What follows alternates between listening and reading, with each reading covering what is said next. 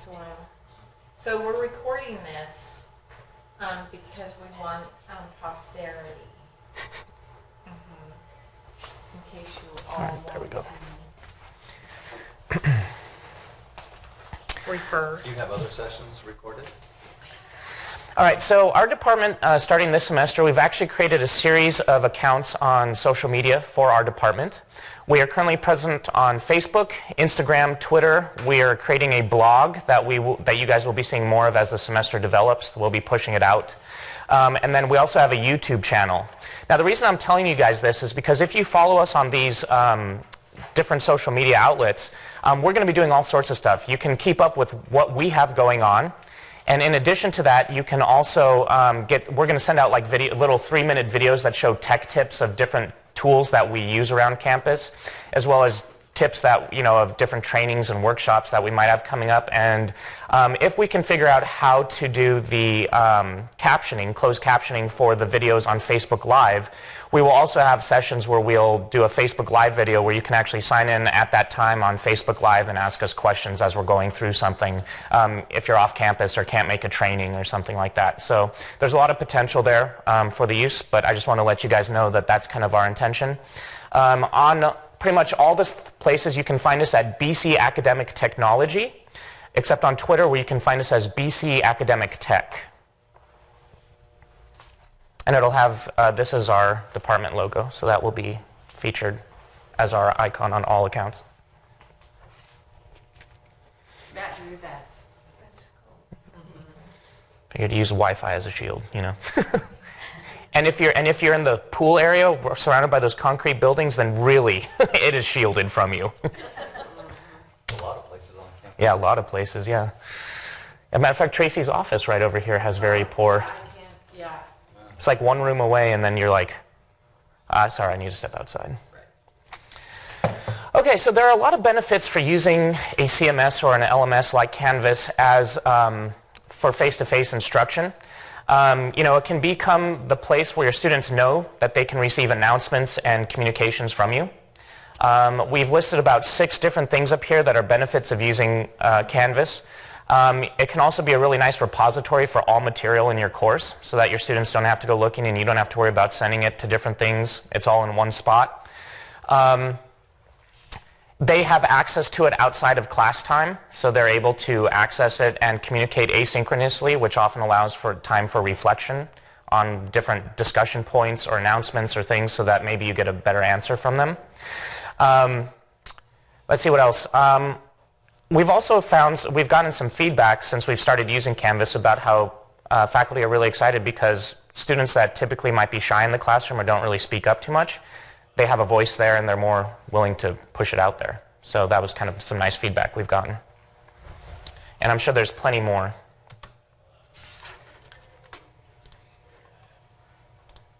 So I'm going to go over navigation. And the first part I want to talk about is your global navigation.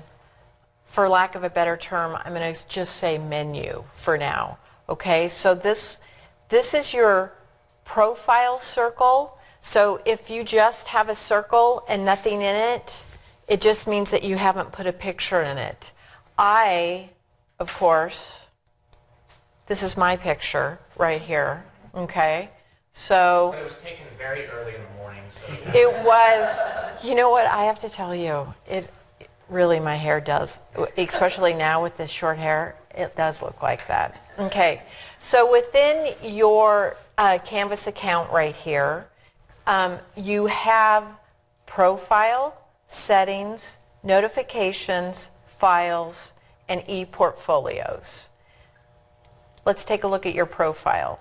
So right here, you can write something up, and once you write something up within your profile, it's good all across your classes, okay, because it's associated with your profile, okay? Remember again, this is the global menu, okay?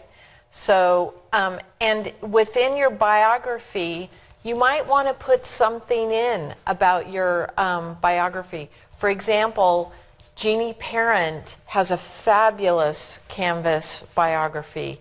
It really lets her students know about her, about her background, and also I always suggest that you put in too how long it is that your students can expect an answer to a question. You have to put it within biography, and you have to put in your email address within biography. Notice how there's no place that says put your email address here. You need to just, like, for example, I should have put in tlovelak@bakersfieldcollege.edu, but I didn't. So, but you should, and you should also put in an answer to an expectation type question. You know, I will answer you within 24 hours during the week or 48 hours on the weekend or something, okay? And then if I decide that I want to put a file in from my account, my global account, I can do it right here as well. Settings. So this is where you can link to other services that you're associated with, right here. Okay, you can, here's email address.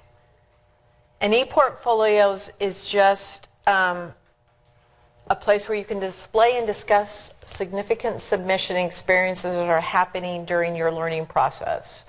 You will only have access to it, okay? So, you will not have this button. I have this icon right here because I am an admin. Okay, here is my dashboard right here. Here is in all courses. You have those. If I click on that, it should list all your courses that you're associated with. Here is my calendar. And again, this is my private calendar, but I can make it associated for certain classes too. Okay, and here's my inbox, but I'll be going over that later. Calendar is not linked to Outlook, is it? No, no. That would be nice. No, I know. Okay, so let me go back to a dashboard because I want to talk to you. Don't worry, with our admin rights, we only mess with your courses like Fridays afternoon. Right. Get in there, change grades, change your assignments, Okay. passwords, that sort of thing. So notice how the global navigation bar in our case is black. That's the difference. This one right here, this menu or this navigation area is for the class that it's associated with. Okay, so here I have, these are all the tools that you can use and are available to you in Canvas. Home, syllabus, modules. So if in this case, notice how it's grayed out. That's because there's either nothing in it or it's not published. There's not something in it that makes it available. So announcements, assignments, discussions. Oh, but let me back up and say you still have access to it as well. Okay? And let me go to settings because I want to show you something within here. Hey Tracy, Yes, dear. can you show real quick how the course menu came up? Like how you were able to see the course menu? Okay, okay. So if I go to dashboard and I click on, in this case, do you mean, Yeah, so in order to access it, just make sure you go into one of your courses. Right. To see the specific course menu. Right, right. And did you guys hear me say that at the beginning, kind of when I was talking about it, that it's associated with a specific class? Okay, I just wanted to make sure that you understood that. Okay, okay. So this navigation area is associated with whatever course is listed up at the top. Okay. So let me go to settings and let me tell you about something here. Have you ever been in settings, for example? These are some items, some tools that are not available to students because I have not drugged them up. So they're hidden, so I've not drugged them up to the tools that I want students to be to have access to. Now, I suggest to you that if you're not going to use specific tools, you should drag them down to the bottom because you don't want a bunch of tools listed that you're not going to use. So, for example, let me drag syllabus down here. Let me drag assignments down here. Okay, make sure that you save.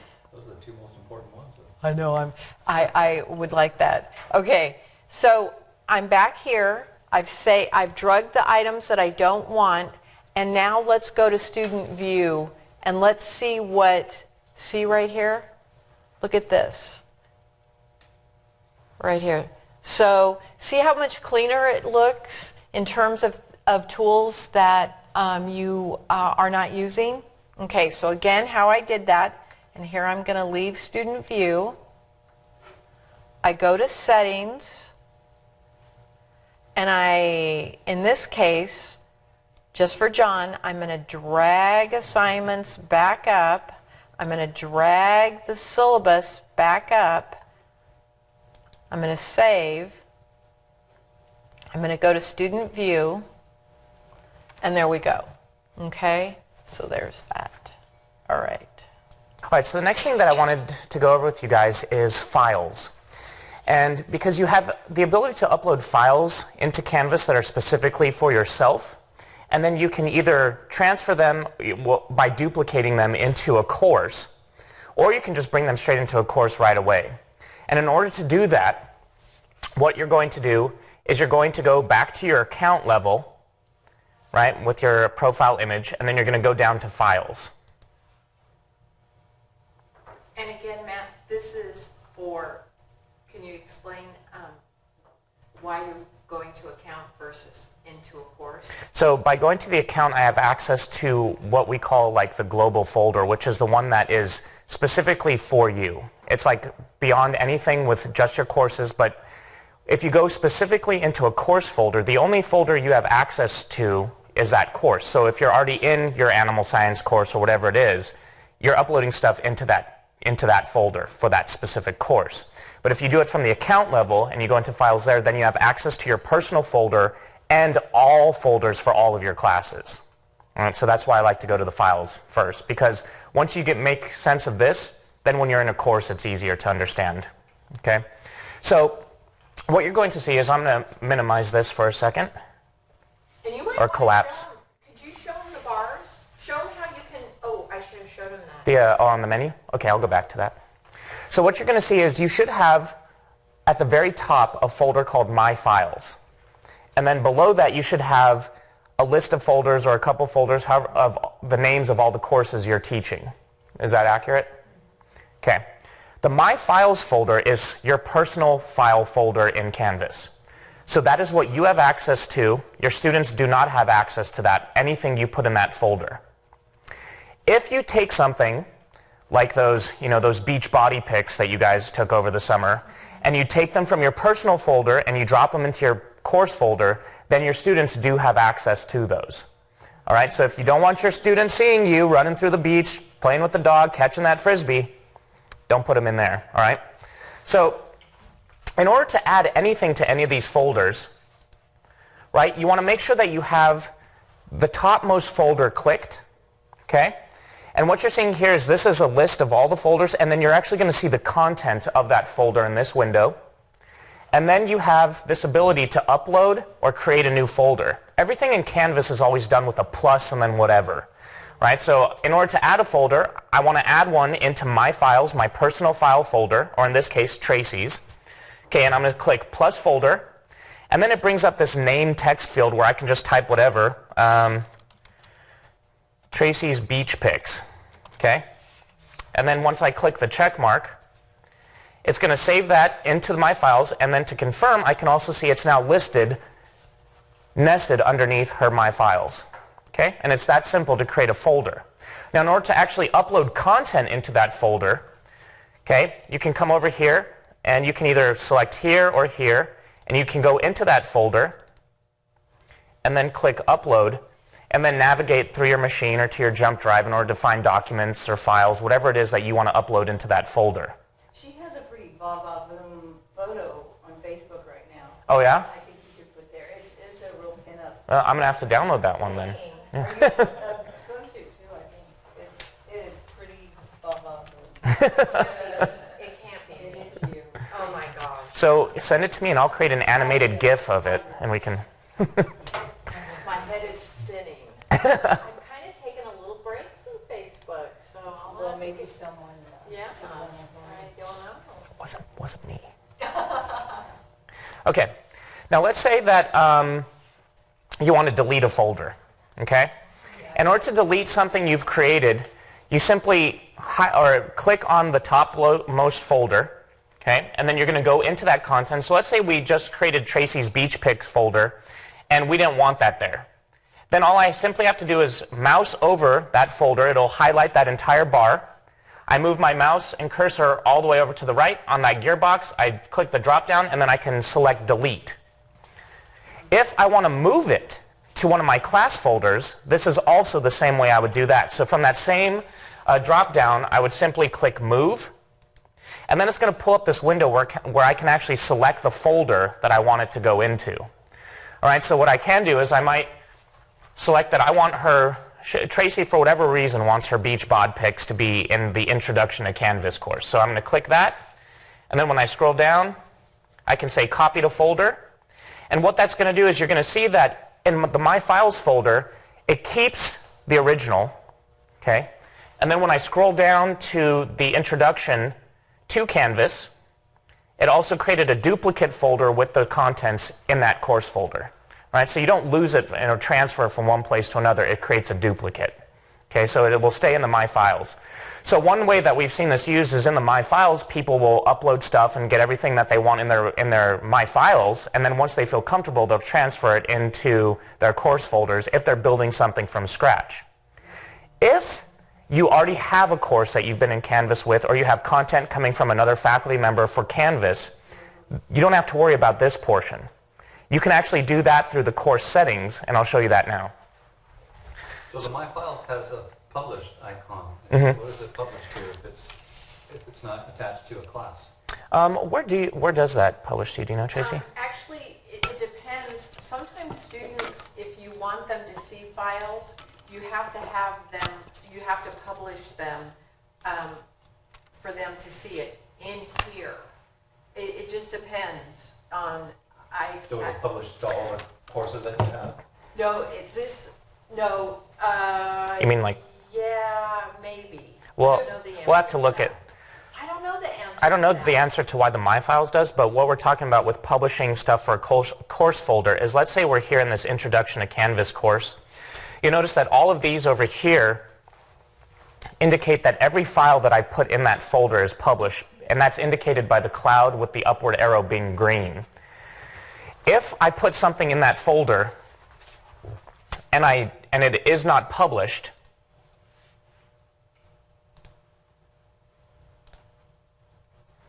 then if it's in that folder, your students should not have access to it. So that's the basis of file uploading and stuff in Canvas. In order to actually upload another course into Canvas, so I'll go back into Tracy's Animal Science course.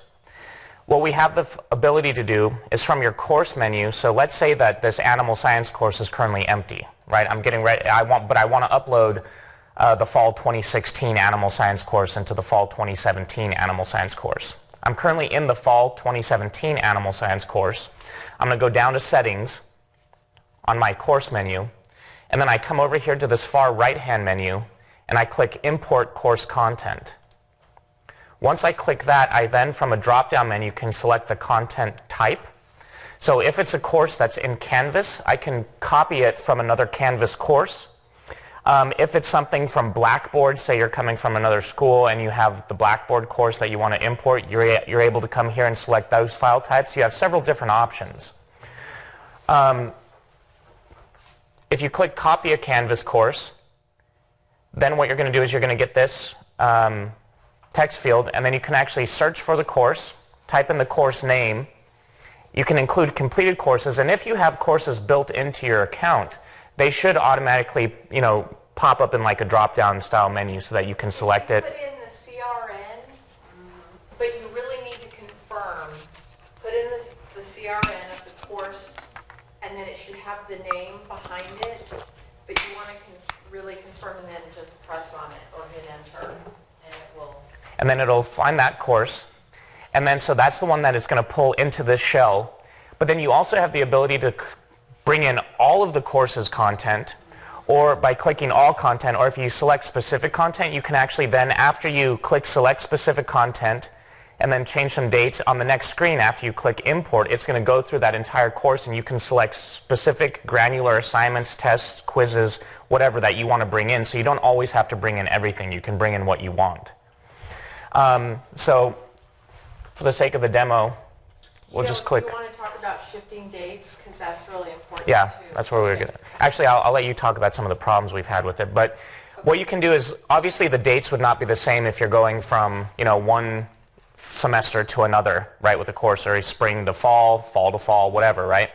So what you can do is you would assign the beginning date of the original course, right, and you would change it to the date that the current course that you're uploading it to changes to, as well as the end dates. And then what that does is that does its best within Canvas to try and align those, but there's always issues. Go ahead. So here, so say in math case, he gave the example that it was like, let's just say fall 2017 into 2016, which I don't know why you would do that, but I'm just saying.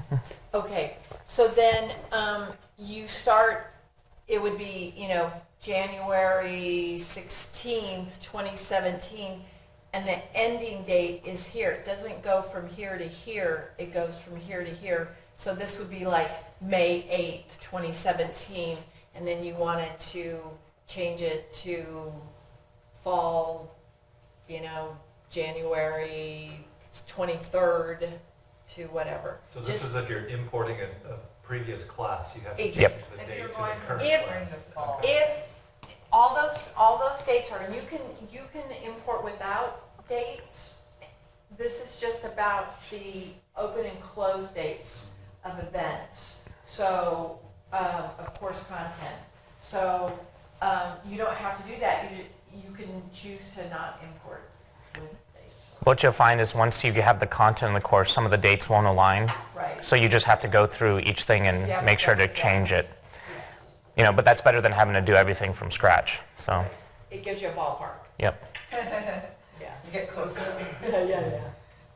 So those are kind of the two different areas that you can upload files. One is, individually into your personal files or into your course files, and then this is if you have content coming from another course, or, you have a whole course that you want to bring. But if you are assuming that your students might not know how to get into Canvas, then you need to email pre-class information via BandWeb, through email, Outlook, and not assume that they're going to know how to get into Canvas. So, all right, I'm going to be talking about your inbox, okay? And I am going to go to a different class so you can see.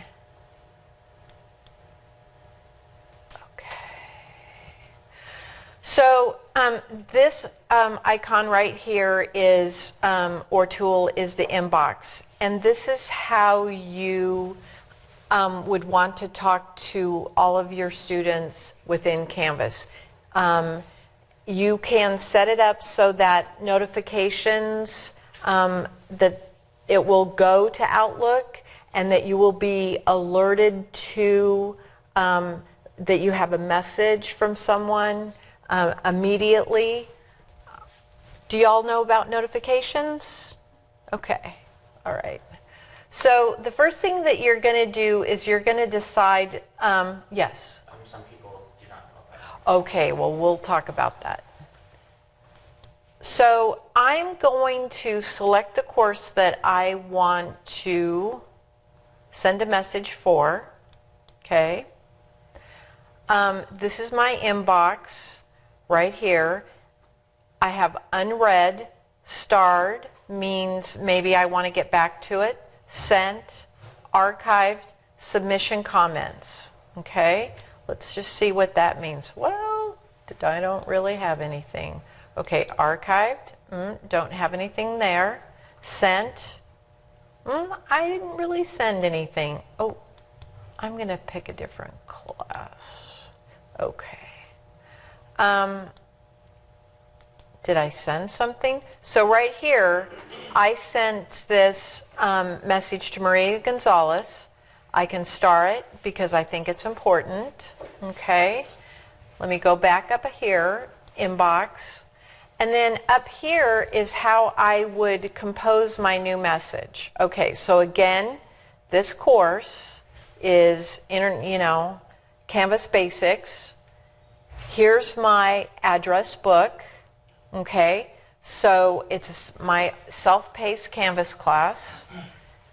So I'm going to select that. And that means that everyone in that class will get a message. I can also, maybe I want teachers. Maybe I want students. These are all the people that are associated with that class and that I could pick individually.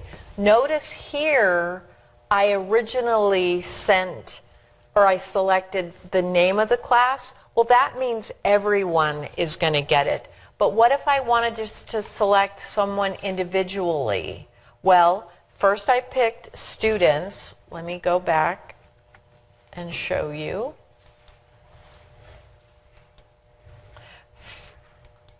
I selected, let's just send Mike Daniel a message.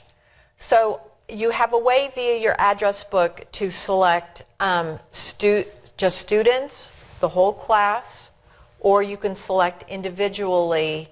And if you selected the whole class, but you didn't want everyone to know that you'd sent them a message, you can select send an individual message to each recipient. You also can send attachments, or if you have a camera and mic on your computer, you can send a media message to them. Okay? Send an individual message, as she mentioned, is basically your BCC. Yeah, exactly. Okay. Individual messages go to their BC email? No, yes. Well, if they have notifications, which I will talk about. Okay. And then let's just say I want, do I have anything where I can, if I had something here that I wanted to delete, I would click on it and then I would come up here and hit the little delete button. You can type the person's name in here to see if there's anything from them as well. You can search for recipients. Let me show you two notifications because this is really important and something that you might want to go over with your students on the first day of class. And this has to do with how you, communication within Canvas is going to be disseminated. There we go. Yeah. Okay. So for course activities, this would be everything associated with course activities. And your four options are notify me right away, send daily summary, send weekly summary, do not send me anything. Notice the check mark right here. Okay. Because this is just a pretend class, I have opted to don't send me anything because I'm just working in it. It's a test class. When someone has a problem, I come in and try to test something out. So a lot of things do not send me right away, but wow, in terms of discussions, Maybe maybe you want to know right away when someone's sent something, conversation message. I want to know right away. Okay? So these are all the things that if you're not using conferences, do that. Alerts, administrative notifications. Well, I do that weekly. Membership update. I don't have a group in my class, so for this test, so I have it X'd out, or don't notify me right away. So again, students have this capability too. So if students aren't getting your messages, your conversations, it's because their announcements or their notifications are probably set to not notify me or do not send me anything. Okay, Matt. Why don't you show how to create an announcement? Oh yes, thank you. Okay, so let's go here. Where am I? Here we are. Okay, so announcements are different than discussions. Discussions require some type of interaction with you and your student. Announcements can just be a blast out to your students saying, hey, don't forget about the quiz, on Friday. Or if you have an event that you want them to attend, don't forget. And so you would go to announcements.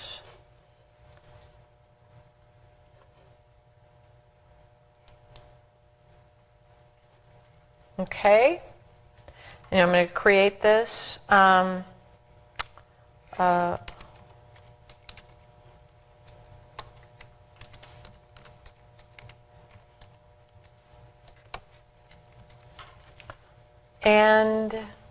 thank God for spell check.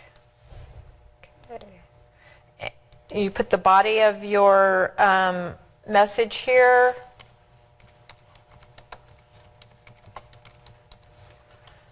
If I want to put an attachment with it. And this area right here is associated with, it can be in your modules, it can, whenever you see this area right here, it's called the rich text editor, and you have the capability to do formatting type issues. You can insert links, pictures, media, you can bold, you can align, there's paragraph headings, headers, things like that. Okay, if you decide that you want to do all of your announcements at one time, you can do this thing right here if you select this delay posting and put a date. What if you sent out an announcement, a goodwill announcement, like, hey, kind of a cheerleading type announcement. Hey, let's do, don't forget, or something weekly. You could do it ahead of time and set up your announcements via this calendar. It's not something that you can set all at once. You have to do each announcement, it's not like you can take one announcement and go, I want this to go out, 16 times. You have to set it like that. And then you can also allow liking. You can enable a podcast feed. And in this case, it says users must post before seeing replies, which is really associated, in my opinion, with a discussion and not an announcement. But if you, for some reason, have an announcement where users must post before seeing replies, I don't buy that. Okay, so right here goes, that's what it looks like right there. So if I go home, settings, student view, and announcements, library orientation. Look, I have a lot of stuff about, because I belong to an RIS feed for veterinarians, so I have a lot of stuff about, yeah, you're right there. Okay. Any questions really fast about announcements? Are announcements the same as a discussion? All right, so we also talked about uploading a syllabus.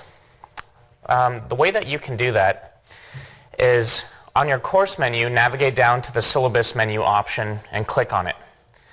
When you click on that, your page, if you haven't uploaded anything, should look, or if you haven't copied it from somebody else, probably will have nothing on it. What you'll see up here is we have a link up there that's the name of our current agenda for this. And what you see next to it is you actually see a page with a magnifying glass and then a square with an upward pointing arrow. When you upload a syllabus in the way I'm about to show you, it actually allows your students to either preview the syllabus in Canvas, so they don't have to download it if they choose not to. But if they click the preview, it's going to create that, and then they can actually scroll through it. We have ours as a PDF. If I minimize the preview, or by clicking the square with the upward arrow, they can also download it. You'll see that it's downloading down here. In order to create that, what you're going to do is you're going to go ahead and click Edit, and then you're going to get that rich text editor that Tracy was talking about. So in order to upload that document, you need to make sure that your cursor's put somewhere in the rich text editor. It's flashing, right? And what you can do is then you can come over here to, on the right menu, there's 3 tabs. One is called Links, Files, and Images.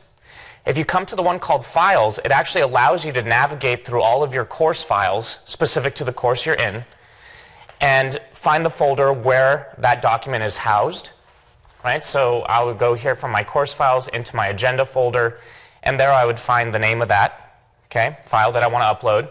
If I don't want to do it that way, then I can also, and say I haven't uploaded it yet into any folder, I can actually click Upload a New File, choose File, and then it allows me to navigate through my machine, jump drive, H drive, wherever I do have it, and then I can upload it right then and there. So it's not like you have to always pre-plan and put everything into your folders beforehand. You can do it on the go too. So I would find the file, click Open, and then once I have that, then I would click Upload, and you would see a link come here. Since I already have it in my course files, I'm going to go ahead and click that, and then you'll now see that it creates an automatic link in the rich text editor of that file. So when I scroll down and I say Update Syllabus, you'll notice that it put this link down here. Unlike the other one, unlike it did before, it doesn't have the page with the magnifying glass or the square with the arrow. That's because it just takes a little bit for it to generate those things, but it does show up. See, you'll see it show up already. So it just takes a little bit. So if you don't see it there, don't worry, it will get there. It just takes a few. As you build out assignments and everything in your course, the syllabus page will also display the course summary. So it'll show due dates, name of the assignment, and what time it's due by. And so as you build out your course, it'll start creating that list down there, just so you guys know. All right. Let me come back here.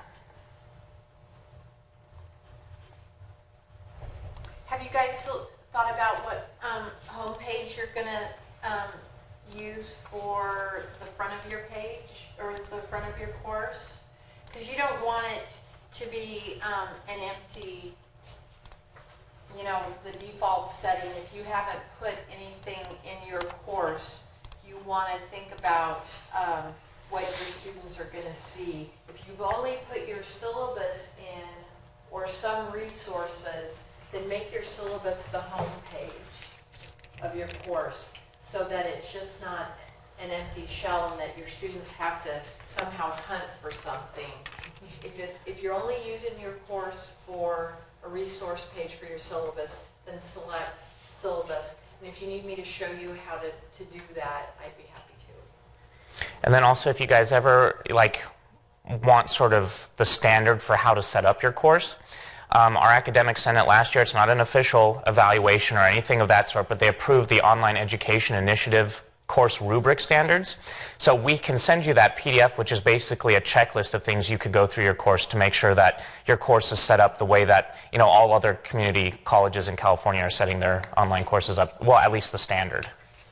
because it has certain things like it takes into account accessibility options. It takes into account like, how the students would see it, because a huge part of setting up your course is, thinking about it from a student experience perspective. Like what do you want them to see when you first come into your course? How do they navigate through assignments and everything throughout the semester? So it can help out. We can send that out to you also. All right, so from the syllabus page, the next thing that we're going to dive into is the gradebook. So I'm going to go up to the second option that I have on my menu, and it's called Grades. And this is the basic format of the gradebook. It looks kind of like an Excel spreadsheet. You'll have your student name, you'll have their secondary ID, and then you'll have, if you haven't added anything, you won't have any of this, but you will have assignments start to trickle out, okay? And then you'll have the big buckets of them. So what this is these are the individual assignments, and then this is the percentage that the student's currently earning on all of the assignments, right? And then that's their total in the class, okay? You'll notice that right now I only have one assignment group, or one assignment bucket. So that's one, and all assignments are going to fall under it. In order to create weighted grades in your class, you need to create multiple assignment groups based on the title of the assignment, or the assignment group. So in order to do that, and if your navigation menu for your course ever collapses while you're in a course, all you have to do is click the 3 blue bars at the top, and it will come back. So if you come down to the assignments menu option, go ahead and click on that. You'll see that the reason it's showing up like that in my gradebook is because I have one bucket called assignments that I'm now putting all my stuff under, okay? But let's say I have multiple types of assignments that I want to assign my students. I'm going to go ahead and click the plus group, and I'm going to title this one Readings. And I'm going to click Save. That now creates a bucket that drops right underneath assignments. Now let's say I don't want Readings, the bucket, right underneath assignments. I can actually move it up just by grabbing these 8 grip dots and carrying it up and dragging it up above assignments, and I can move it. Okay? Now I'm going to also create another assignment group. So I'm going to go back to plus group, and this time I'm going to call this one Worksheets. And that will create another assignment group below assignments again. Okay, so I now have 3 different divisions of things that my students will be graded on in my class: readings, assignments, and worksheets. Okay, and you can title them whatever you want, right, based on how you set up your class. In order to create an assignment, what I'm going to do is I'm going to go into the bucket and I'm going to click plus. From this drop-down, I can select a discussion, I can create a quiz, I can send them to an external tool where maybe they have to upload something, like maybe like turn it in. Yeah, turn it in. That's how you would set that there. But for this, I'm going to go ahead and create an assignment. Click that. I can put the name of it. I'm going to call this Reading 1. And I'm going to make it due next Thursday, the 24th, and it is worth 20 points. And I'm going to save that. Okay, you'll notice it's currently grayed out, so it's not published. Okay? So if we go back to the gradebook, I just put in Reading 1, and you'll notice that we now have 3 new buckets that show up for percentages, right? We have readings, assignments, and worksheets. Everything I just set up in my assignment groups, but you'll notice Reading 1 is currently not present in my gradebook, the assignment itself. The reason for that is because it's not published. So if I come back to assignments, and then I go into Reading 1, okay, so I click on Reading 1. Now I actually want to add content to the assignment itself. I can click Edit. And just like anywhere else in Canvas, you have that rich text editor that fills up, so you can type in the instructions for the assignment. You can post a video if you're going to have them comment. Whatever the assignment is, you can do it here. If you have a PDF, you could also link it from the files, just like we did the syllabus. Okay? And then down below the rich text editor is where you actually have the settings for the assignments. So I can change the points. From the assignment group, I can change it to one of the other assignment groups that I created. Like say I put it in the wrong bucket, I could move it to worksheets or assignments. Or if I want to create a brand new assignment group, I can do that right from here as well by clicking New Group. If I want to display the grade as a percentage or complete or incomplete or points or whatever, I can select from Display Grade As and choose the option I see fit. I can also say check this box if I don't want the assignment to count towards the final grade. So you have that option there too. Now the submission type is what's important. Now for face-to-face, most of the time, our instructors here on campus do a lot of, the students hand the assignment in on paper. So if you don't want Canvas to actually have an upload of the assignment, you just simply click on paper, and then that indicates to this assignment that your students are actually going to physically hand you their assignment. Now if you want them to upload it into Canvas, click online, and then it gives you all these different options. You can have them actually do a text entry, so that will pull up on the assignment a text entry field where they can type in the assignment. If you have them doing it on a blog for whatever reason, they can send you the URL link to their blog page, right? They can upload media recordings. Or if you want them to just upload a document, like a Word doc or a PDF or however you want the assignment handed in, you click File Uploads, and then you can actually restrict file upload types. So you can say .docx or .pdf, and then just leave the ones off that you don't want to accept. We have had some funky stuff go on with what actually happens. Like they'll still upload it. Like we have plenty of students that will upload a zip file, and then obviously the teacher can't read it, and even though they've indicated that zip files are not acceptable to upload. So if you see that throughout the semester or whatever, just reach out to us and we'll help you out with that. So that's how you create the submission type. And then down here, if you scroll down to the assign portion, now this is where you can create the assignment details, due dates, when they actually have access to the assignment. So obviously this assignment's going to be due next Thursday, right? But I can give them access starting now or whenever I see fit, and then I can close it out I could close it out August 24th or August 25th at 1 a.m. or whatever, so that way it closes them out. If they turn something in past those times, it will indicate in the gradebook as a red indicator, which will tell you it's a late assignment. So if you're not going to accept late work, there's no need to fill in the until date box. Oh, just the due date? Yeah. Yep. Okay. Yep. Well, a lot of people don't fill in. Like multiple due dates if I have both times and Right. both. Okay. Right. Now let's say you have that student that comes and says, family emergency, can I get an extension on this assignment or whatever, right? Their dog died, whatever it is. This is also where you can come down here and click add. So now you have two fields. You have one that is set up for all students, and then you can come down here, and if we actually had students in this course, you see this drop down that's kind of coming up as a result of my cursor being in that field. You'll have a list of students. So I could go through and actually select the specific student and change their due date and when they have availability to it and the until date. So you can change that for that specific student. But it won't lock them out. So no matter what happens, even if the due date is the way it is, then they can still submit it. It'll just say late. Right. Well, they can still submit it even if they turn it in late. Right, so let's say that everybody in here, I'm assigning this assignment to everyone in here, and then Sarah, you have some reason that comes up that I need to change the due date. I put your name in here. And then it won't show up red. Right, it won't show up red. I change your due date, I change your available from, and your until, and then that's specific to you, and it doesn't affect the rest of the class. And if we leave the until blank, I just want to confirm anybody can upload after that. It'll just be indicated as red. Yep. Because there's some learning management systems that won't allow you to upload if it's after the date. I have some assignments that they simply can't upload past the due date because I post fees. Oh, okay. But right assignments, they can always upload, and they know there'll be a 5% penalty for, so I don't mind that it says it's late. Right. Kind of reminds them that they were late. I addressed that it was late. And then we can remember to deduct. I have a question which, this may not come up very often. I have a grading program I absolutely adore that is, I don't use the Canvas grading. I didn't use Moodle. Is there any way that I can kind of hide the grades thing from them? Because I've had students get confused. They see what grades they've gotten on quizzes and things like that, and I think that... I had a student who failed the course last semester and emails me, but I have an 83. I said, I've been telling you all semester, and it's in the syllabus, and I sent an announcement that that's in the grade book. I send out your grades, regularly. I said, you got D's on all your writing assignments. And you Because they're waiting.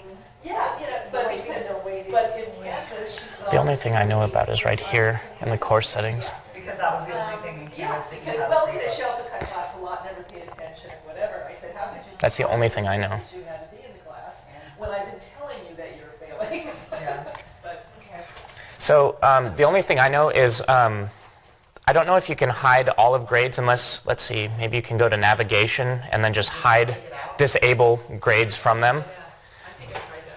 I'll try it again. The other thing that, so I'll show you both, Gloria, real quick. So if you go down to your course menu settings and you go to the navigation menu like Tracy was showing earlier, you can go to grades and then you can actually disable it. And then I think that will keep it from being on their menu options so they can't actually go into grades to see it. So it's still there, it's just hidden from them, essentially. Or, Yes, that thing isn't appearing for me. are you breaking stuff, Gloria? Oh, wait a minute. Am I what? Are you breaking stuff? Yeah, I found it. I found it. Okay, and let me show you one other thing if you want to just have this as a backup. And then you have to save it. Oh, yeah, duh. I always forget to save it and then I go back and I'm like, everything. Disable, it still is available. So It'll still be available to us. Yeah, it's still available to you, just you're disabling it from the student view. Yeah. Canvas gradebook is pretty nice, Gloria. I'm sorry, what? The Yeah. Canvas gradebook I is pretty have nice. a question. So I've got lots of little assignments, lots of things that they get points for in class that they don't have to submit on Canvas. And I'm trying to figure out the best way to like organize it. I kind of have used the modules in the past as like week 1, week 2. Yeah. things. And then I put my PowerPoints on there And that's actually part of the OEI standards. They recommend you use the modules. Well, like that, Yeah. right? My first announcement to them, Would I it be told them too this is confusing your- to then put the assignments there? Should I just be like, this is only for my PowerPoints? No, matter of fact, what we recommend is set everything up in the modules and then put the assignments in the module that you wanted in for week 1, week 2, week 3. And then you can actually make the modules your home page so that they can navigate it that way too. Right, but since I have lectures and assignments, should I do it like on a day-by-day basis, or should I just do all the assignments at the end? Like, how should I have that look? Okay, so let me get through this gradebook and then I will answer exactly that. Okay, excellent. Yeah. Okay. Gloria? So the other thing, so you hid the grade book, yes? The other thing you can do is from the settings menu and the course details tab, just to make sure, you can also scroll down, click more options, and then you get all of these little toggle buttons. Here you can actually hide the totals in the student grade summary, so they can't see the totals in their grade too. Yeah. I knew there was a reason for it. At some point print out the real grade. Okay. Yes. You want to give them a midterm and say, But when because I just don't use that in there. I mean, they're giving So back to assignments. I'm reading them, I'm emailing them. So what we have is we have 3 different assignment groups now. We have readings, assignments, and worksheets. Okay, so for the sake of showing this, I'm just going to publish the reading assignment. Okay. Then from the worksheets, I'm going to create another worksheet assignment, and I'm just going to call this worksheet 1. As you can see, we've done this several times. I'm going to make this due the 25th, so they have to do the reading pretty quick, and then the worksheets due right the next day. That's the way I roll. And then I'm going to say save and publish straight from there. So now I have all of these different assignment groups and assignments within it, and they're all published. So now if I go to the gradebook, I am able to see all of the assignments, and I can see all of the buckets, and then I can see the total. If I have, now as you build out your semester, and like you're saying, you have a lot of different assignments, and even if they're not present on Canvas, right, but you want to grade it, you're going to have to input that assignment, publish it in order to input the grade into the gradebook, which means that as your semester builds on, you're scrolling. You're just going to keep going and going and going, and then you're like, oh, by the way, Jimmy, you're getting an 84.5 currently, right, in the course. If you don't want to do that, then all you have to do is mouse over the total title. So I'm taking my mouse, mousing over, it's going to give me a caret. From that drop-down, I can say move the total to the front, it'll refresh, and then it moves the total to the front of the list. Yeah, so that's there. That way you don't have to keep scrolling. Sometimes we do have it where if you log off and then come back on, it may shift that. If that happens, how frequently does that happen for you, Trace? It's kind of inconsistent. It's inconsistent. Sometimes yeah. Yeah. But you're able to move it to the front, and at least you know how to do You that. can move Yeah. it back. If you Yeah. don't want it there, you have the option to move it back. You can also go back to the caret and say move to end, and then it'll move the total to the back. Is that for students view also? I think it's, do they see it from the front? Oh. It's your house. set it up at your grade book? We set it up like that. The student doesn't have. No. The other thing, Students don't see, the grade book doesn't appear to students. With their own grade. Their own grade does, almost looks like a course card in that on the side. which one was the one I can use for the grade book, Tracy? It goes vertical, not horizontal. For intermediate. This one? Yeah. All right. Are you going to show them how to weight grades? Oh, yeah. Let me go back. Thanks for the reminder. Okay, so we move on from the grade book, and let's go back to the assignment list real quick. So in the assignments, we have those several buckets. Now it's all about weighting the grades, right? Because obviously I want my readings to count differently than I want my worksheets and so forth. So what I'm going to do is at the top of the page, I'm going to go back to the gearbox. Okay, the very topmost gearbox, I'm going to click down. I'm going to say Assignment Groups Weight. I'm going to click Weight Final Grades, and now I can actually come in here and assign different percentages to each assignment group that I've created in order to weight them. Click Save. Once you do that, you'll see that the total that you've given, the percentage that you've given each assignment group shows up in each bucket.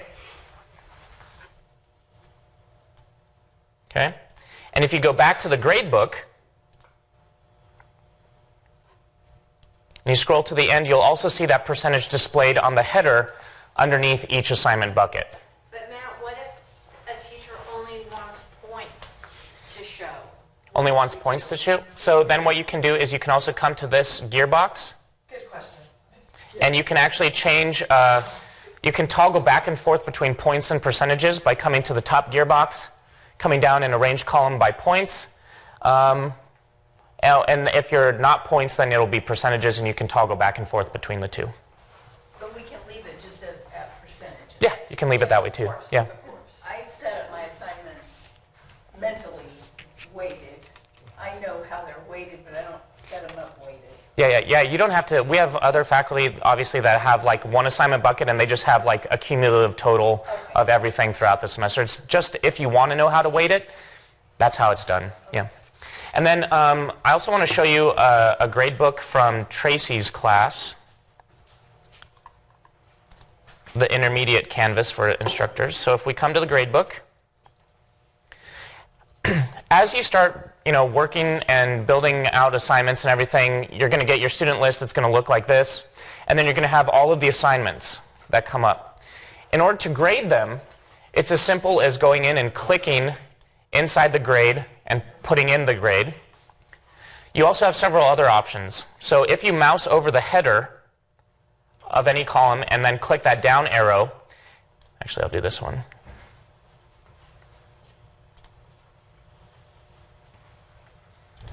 And I come in and I want to see assignment details, I can actually see the average score as well as the high score and low score of that assignment for your class.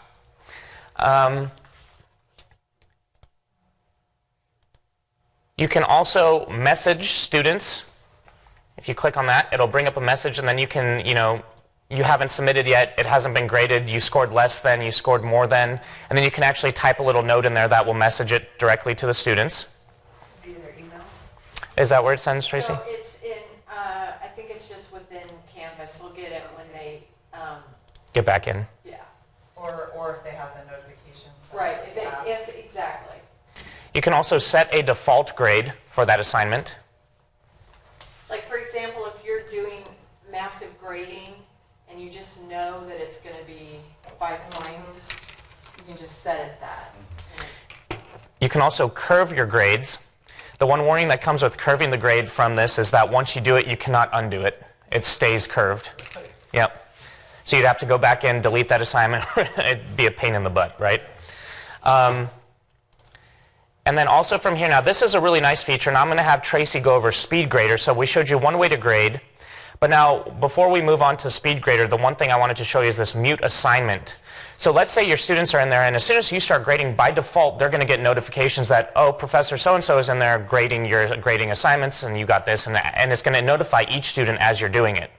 If you mute the assignment, it's going to block that from them so that they don't get to see it. And so you can go through and grade your entire class And then once you're done grading your class, whether it's Thursday to Saturday or whatever it is that you do, once you're done grading it, click unmute the assignment, and then everybody will get the notifications at once rather than everybody getting it as you go. So when you're putting test scores in. Yep. You do that. Exactly. Yep. Exactly. All right, and then Tracy's going to show you the speed grader. Now there's a couple of ways that you can get to SpeedGrader. One is, of course, by your gradebook clicking on the assignment.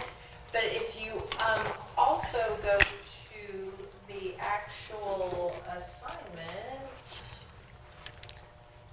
hello, I'm there. Real quick, everyone, this is Pamela Rivers. She is a new hire in our department. She is also the media design specialist like Tracy. Some of them know me because they were in my training. Awesome. Again, so how I got to that was I went to assignments, and then I clicked on the assignment, and it brings up SpeedGrader too. So you have two options. So for this particular assignment, it's just this assignment. If I click on SpeedGrader, and by the way, I love SpeedGrader. Okay, so here is the student's response, their assignment, and in this case, I put complete, I put a rubric in, I can look at the rubric, see if they did the work associated with the assignment this person did, save, and then Sarah put her response. If I wanted to add a response, I could do that right there as well. And the other nice thing about SpeedGrader is if you have your students actually uploading their assignment into Canvas, then over here on this display field is where the assignment will actually show up. Okay. So if I just want to go on to the next. Tracy, Sarah has a question. This is a question that I've been trying to get answers to and has been really so in SpeedGrader, Yes. you have the ability to make comments on top of the thing, which I really do like. The problem that I've found, the students don't have access to SpeedGrader, so when they look at my comments themselves on their home computer, the comment bubbles are either overlapping and so they can't They don't. see them, or it does this weird thing where it's really, really small, like this, and then you zoom into it so that you can read the writing. Then you have to go like this to read the comment bubble, and it zooms out. So what Sarah's talking about is obviously are you English? Yes. Or so, okay. So she has her students do a Word document, and she has the ability to be able to mark up whatever their assignment. Have you suggested to them to use a different browser? It's been all different types of browsers. Okay. I use Google Chrome, Yes. which has been suggested as the Right. Google Chrome or I like Firefox Firefox. has been suggested as the two browsers to use. And I didn't know what was going on at first because I was using the suggested browsers, and I do conferences with my students, so my students are standing there with me, and I was just I wasn't in SpeedGrader. I was just in their view, and I'm like, why is this happening? And then, and I spent hours making comments in their papers, and it's very frustrating because then they can't read them, and so then they can't use that to revise their essays. So I kind of figured out myself to not use the comment bubbles and to just cross things out because there's that other editing option. Right. But I have liked using the comment bubbles in the past when I use the Word comment feature because I've had students do it and we did it on Word. So it was just kind of frustrating that I couldn't do the Same thing here. Wow. Have you Free, but they just did an upgrade to the document. Viewer thing? So And maybe so- it works better now? You might want to also check, do you know Savannah Andrasian in your department? Yeah. I don't. Well, I'm... So she has been a Canvas user pretty much since we brought it, and she uses it heavily with comments. Okay. She's in English also. She's actually doing a training today at 12:30 for English department specifically. Okay. But I would reach out to her, and she might actually have an answer for you too. Matt will be there too. Yeah. So he can also, are you husband has something he needs to get to Okay. probably, so I can call him and see if he can. Us husbands, we always get in the way.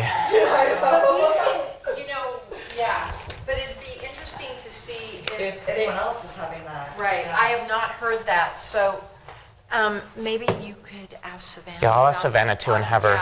Yeah. I'll call after this and see. All right, so, So, okay. Pam's session is up. Okay, so we have to go because our next presenter's session is up. So here's the thing though. Here, look at James Donahue. Oh, I forgot to, sorry. James Donahue, he didn't submit. Oh, so, and look, this doesn't have anything, but if I go on to the next one, wow, Alex, oh, he was a doer and a goer. Okay, so yeah, there's that one. There you go.